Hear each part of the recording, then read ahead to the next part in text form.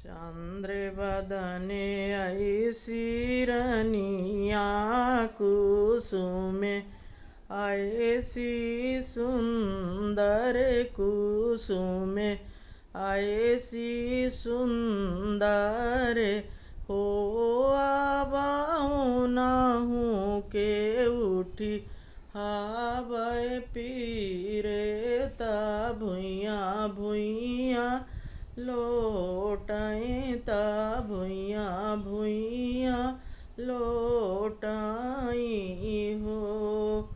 चंद्र बदने ऐसी रनिया कुसुमे ऐसी सुंदर कुसुमे ऐसी सुंदर होया बाऊ नाहू के उठी हावय पीरे ता भुइया भुइया लोटाई ता भुइया भुइया लोटाई हो।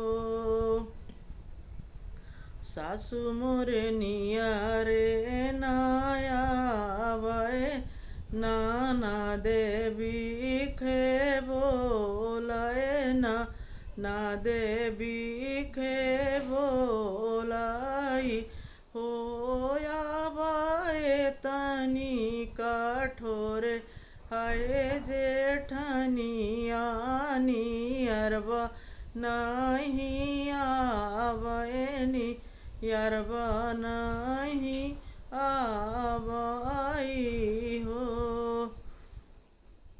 एक पीराई दूसरे पीरा तीस